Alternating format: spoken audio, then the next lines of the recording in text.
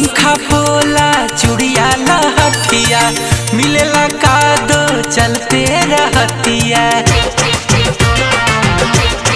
जीजा जी शंखा पोला चूड़िया लहठिया मिलेला का दो चलते रहतिया। सुनले बानी रहुआ जातानी, सुनले बानी रहुआ जातानी, ए जीजा सो देव घर चूड़िया ले ले आइहा जीजा।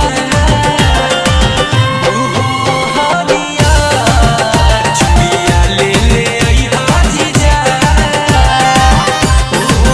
हरिया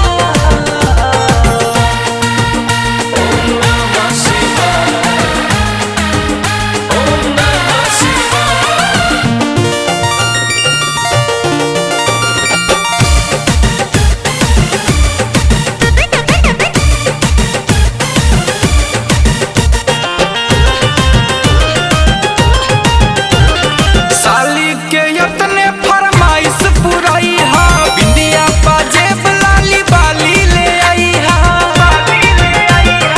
ए जीजा साली के यतने फरमाइश पुराई हा, बिंदिया पाजेब लाली बाली ले आई हा।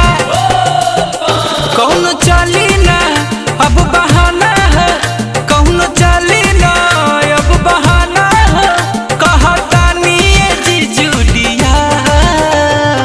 हे जी चूड़िया ले